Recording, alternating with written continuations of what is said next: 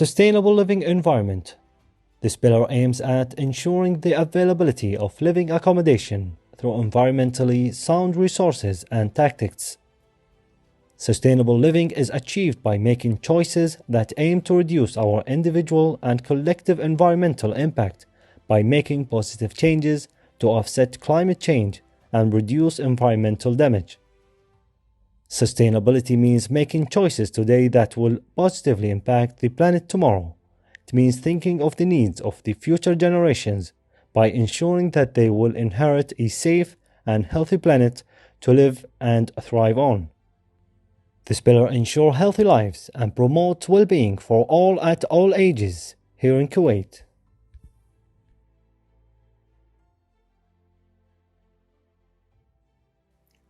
Hello and welcome everyone to our program, New Kuwait. In our program, we meet with experts and people with leading positions in our beloved country, the state of Kuwait. And in today's episode, we will talk about one of the 7 pillars in our National Development Plan, which is creative human capital, with our special guest, sustainable energy expert, engineer Ahmed Al-Azmi. Hello and welcome, Mr. Ahmed. Hello, Saad, and thanks for the third time having me. You are most welcome. It's always a pleasure to have you here in the show. Yeah, I'm happy to. We will talk about one of the 7 pillars in our National Development Plan, which is creative human capital. We talk about, let's give it in a very informal language, about our people. So let's talk about the National Development Plan. What do you think? What is your take on it? In my own perspective, once again, I want to thank you again for having me with you. And my own perspective, it's following the development of the worldwide that everyone is going toward. Let's have some. Let's get it in a simple way. And let me simplify that for you. What do you think about the project? Because our development plan, it's all about the project. In healthcare, infrastructure, we have environmental, sustainable energies, and all of that, they come under projects. Well, and we achieved a lot of projects. What do you think about it? For the project cycles here in Kuwait, let's talk about some stuff, some good stuff about it. The safety or the handover of these projects. I would like to say more than 90% of the previous projects that was handled to the country. So 90% is a good percentage. It's excellent. Not so there is still a 10%. You compare it as a class. Okay. You are having class and you're getting more than 90. It's an excellent thing. Because it's a human, it's human made. It has to be. Yes, of course. Yeah, mistakes are always. This is in our field, the engineering field. The error always happen. For the projects that were handled to the country, it's more than 90% were handled safe with high quality. And they care about the safety of the structure of the project. They are smart of building a project. Let's say from the feasibility or the brainstorm, the beginning of the project until the end, and it might take a long time. But the purpose at the end, let's focus on the purpose, which is handling a high quality project with and full safety project to the people. Yes, in Kuwait we have a lot of infrastructure projects. We have many bridges, we have the Barak Port, we have a lot of in the healthcare sector also, which is Al Jahra Hospital. We have Jaber Hospital. All of these projects came under the umbrella of National Development Plan. Yeah. And from starting back in like 10 years ago, and we still have more 10 years. What do you think about the progress we are making in Kuwait?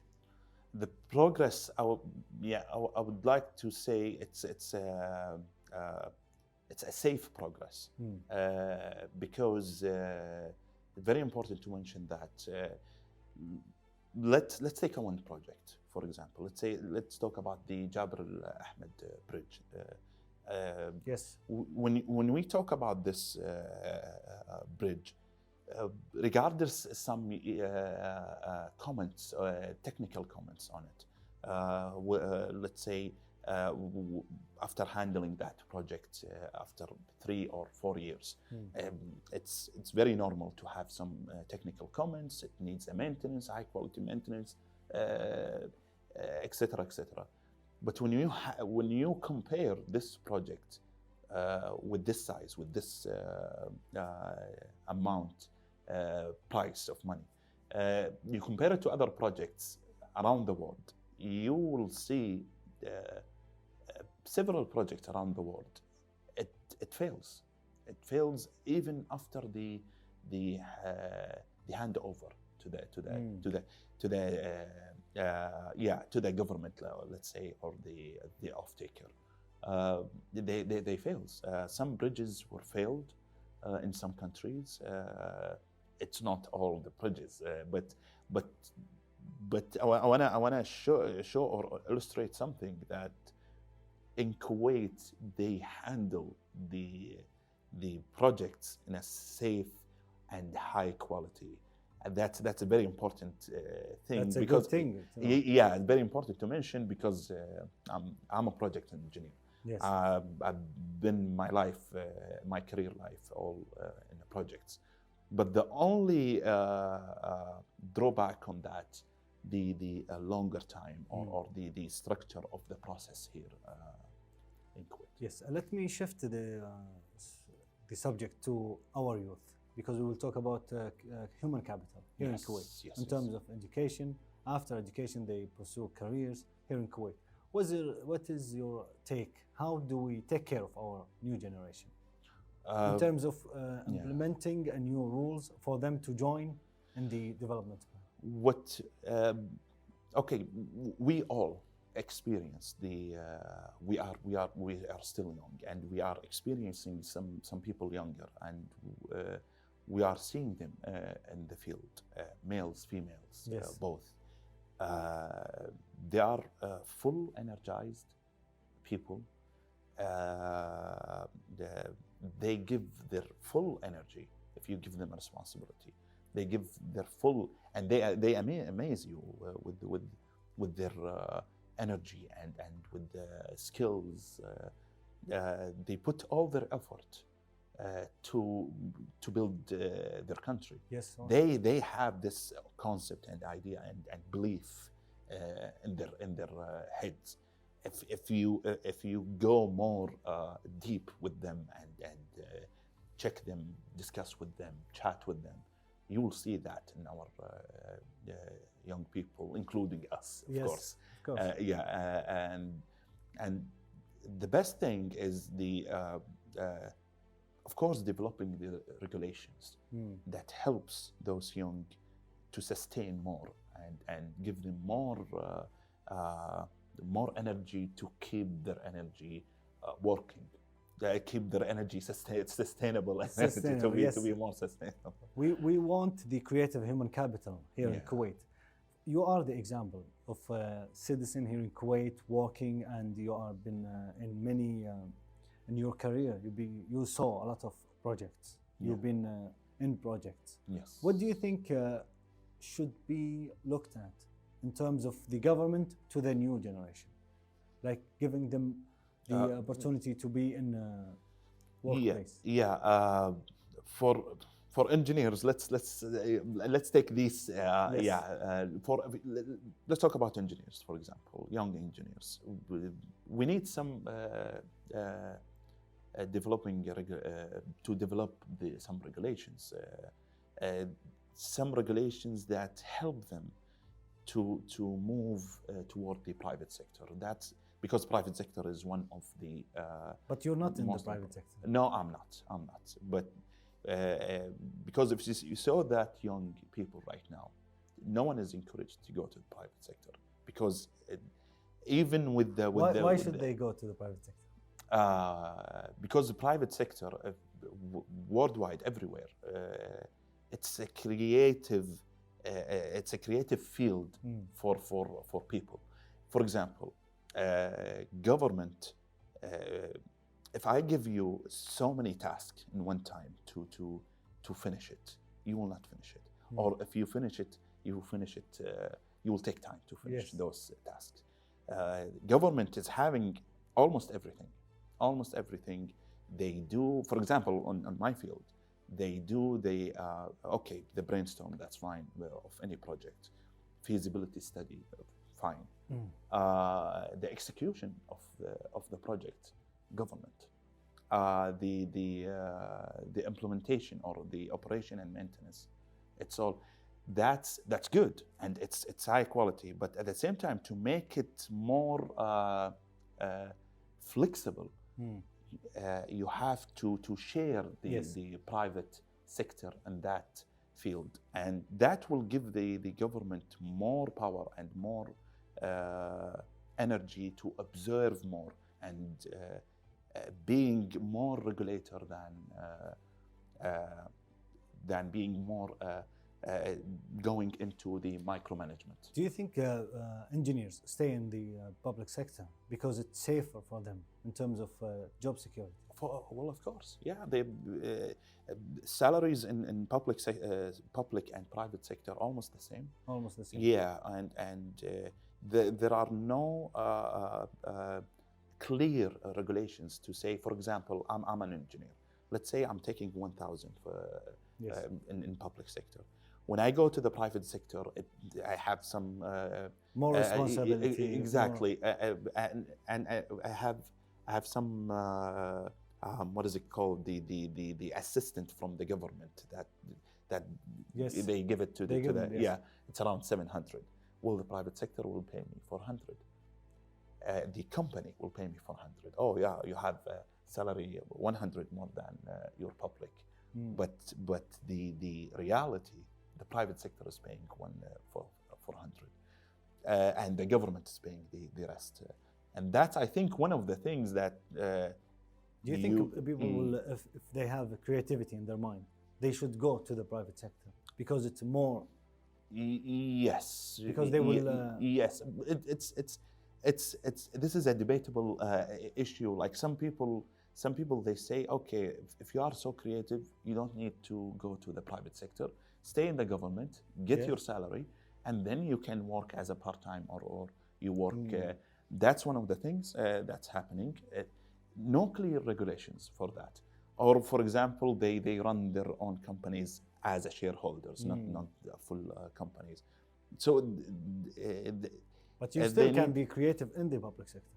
Exactly. Yes. Public sector. The best thing in public sector, it has a bunch of data you will never find it in the private sector. Data, if you read a lot, you can develop your thing yourself a lot. That's a very great thing in a public sector. I always say that. But in a private sector, you be more specific. Yes. You take a specific task. In a public, it's kind of like it's an open area That's why they stay, maybe. Exactly. Yes. One of the reasons, of course. One of the reasons that makes me in the public for now. Very it's the data that you can learn a lot and you experience a lot. Yeah. Private, no. You have a specific and unfortunately, the private sector, when they see that as assistance from the government as a salary assistance from the government, they don't pay the citizens a good salary as the residents. Yes. Sometimes you are an engineer and you have your colleague, non-Kuwaiti engineer, Kuwaiti and non-Kuwaiti, and they give you, for example, 400 KD with the government assistant that will reach total 1,100, and your colleague with the same experience, with the same skills, it's 800 or 900, and that's kind of like need some regulations to regulate that. And hopefully they will manage to do that. Inshallah. Interesting and very informative. Thank you so much. Thank you.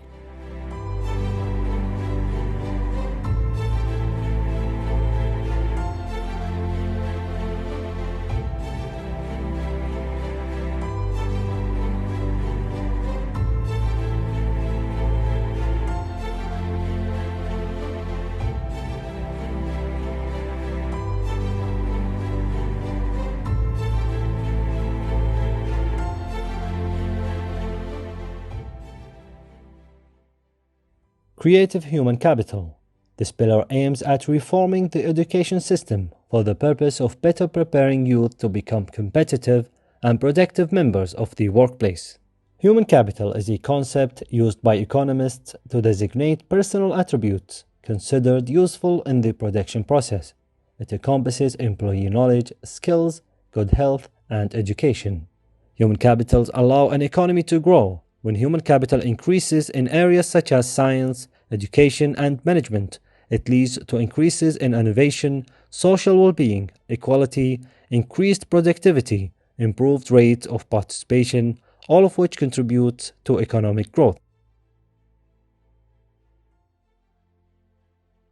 Hello and welcome, dear viewers, to our program, New Kuwait, in which we will talk about many subjects related to our National Development Plan and its 7 pillars. In today's episode, we will talk about creative human capital and especially about education with our guest, Dr. Nizar Al-Khatib, a professor at the College of Technological Studies. Hello and welcome, Dr. Nizar. Hi, thank you. You are most welcome, Dr. Nizar. Let's talk about a very crucial subject, which is education. Are we walking in the right path in terms of education here in Kuwait, being a professor at the College of Technological Studies?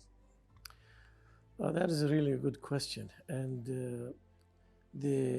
to know really the picture of education, the whole bird's eye view, I see it as part of a global scene. Kuwait is within this global scene where education tools and paths are being diversified, it's being upgraded, it's being most in tune with what the workplace is demanding.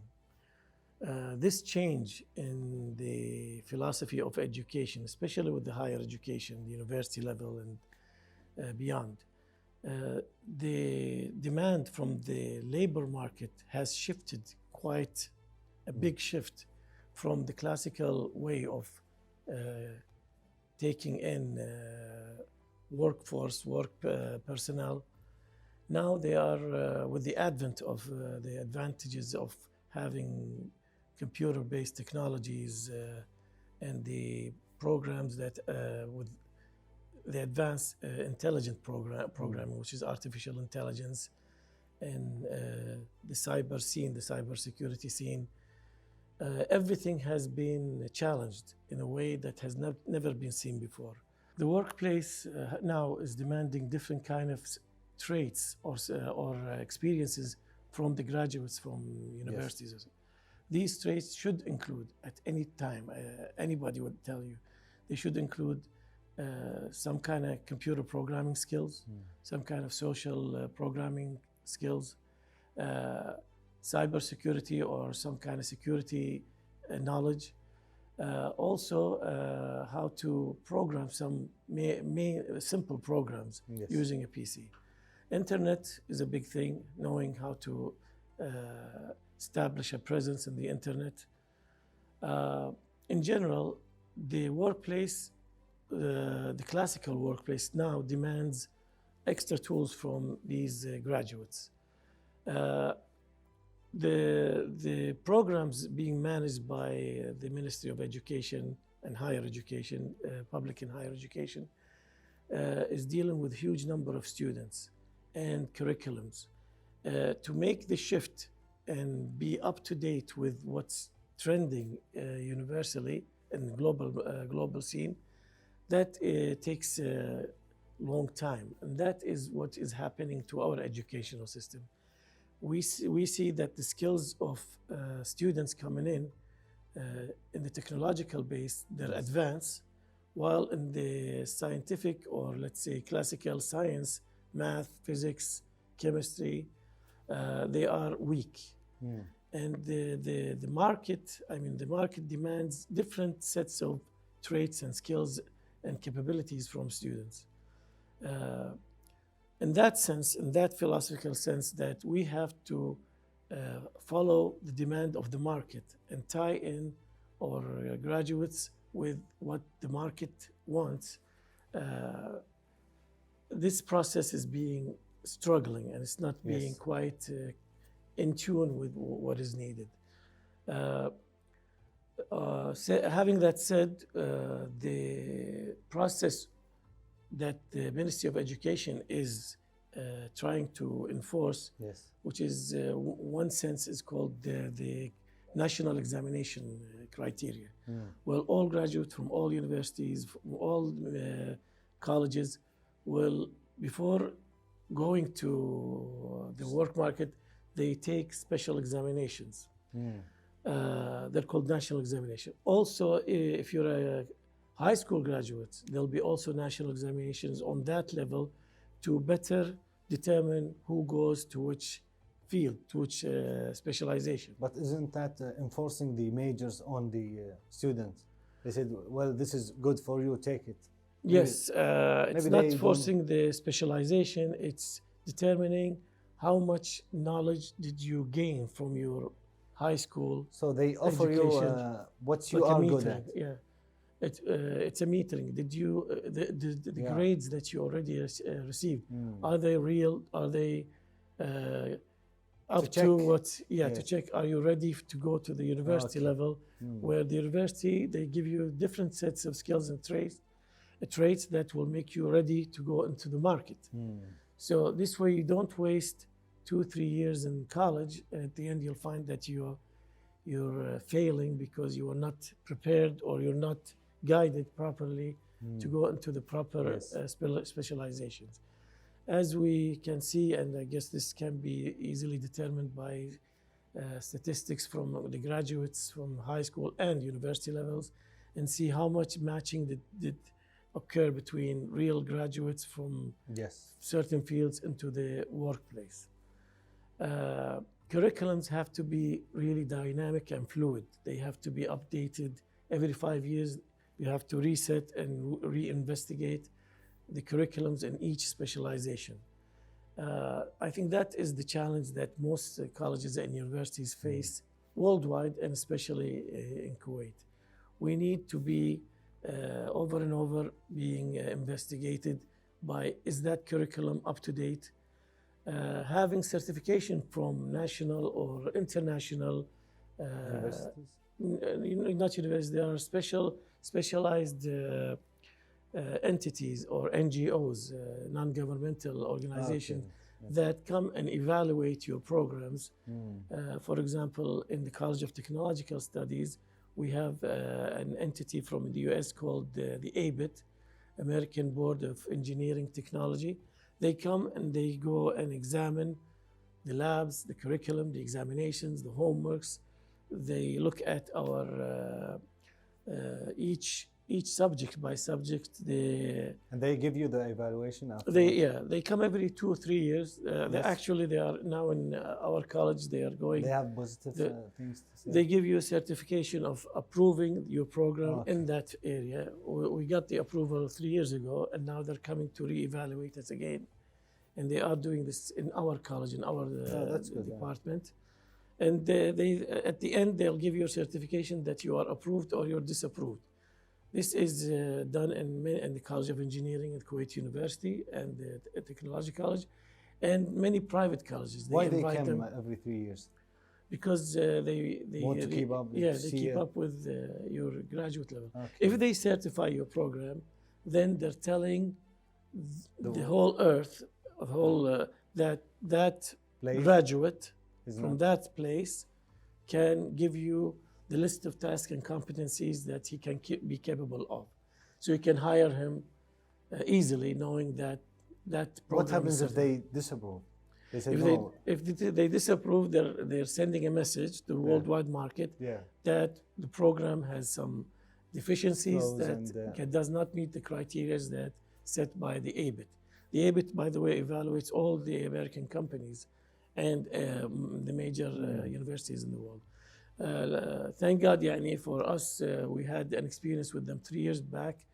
The first time they came and they evaluated the College of Technology, and all programs, we have about 28 programs of engineering technology and engineering program that they all got approved and certified by ABIT 3 years ago. And now we're repeating the process, and inshallah that helps improving the quality of the program by itself too. How do you evaluate the College of Technological Studies in terms of students after they graduate and they put them in the workplace here in Kuwait? The College of Technology is, I think it started in 1985.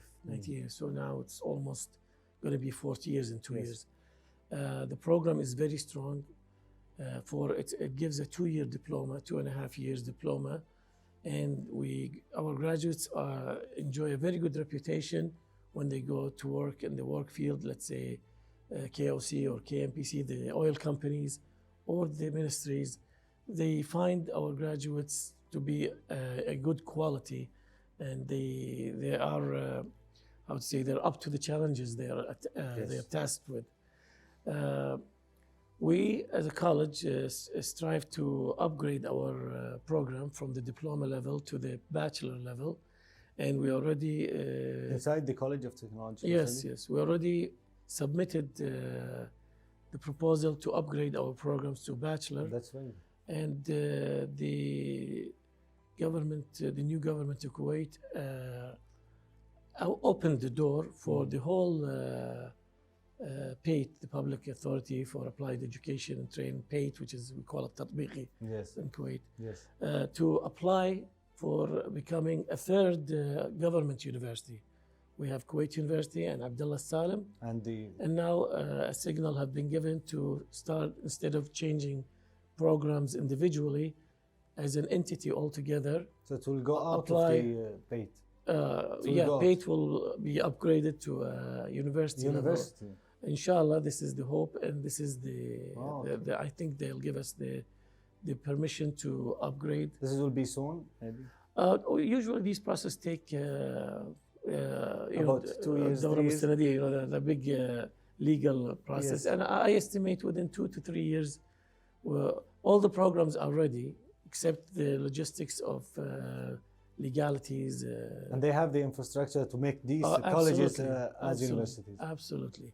We are ready in all sense, curriculum-wise, and we're not inventing anything new. We're just upgrading. Just upgrading. And it should be easy to transfer and become following the law. I am delighted to know about this news, because this place, to have it as a bachelor degree, it's good for our students. Yes. Because these colleges, they send students abroad right, to complete their, to get their bachelor degree. We are following the steps of 2 by 2, they call it, 2 diploma, and then you can upgrade by 2. If you have a special GPA, or you just can't continue. They're putting a requirement of 2.5 and above. So it should be 2.5 is good. Yeah. It's really something good to know about. Thank you so much, inshallah. Dr. Nizar. Thank you so much. Thank you. That was Dr. Nizar Khatib, and with that we conclude our episode. Thank you for watching, and see you tomorrow.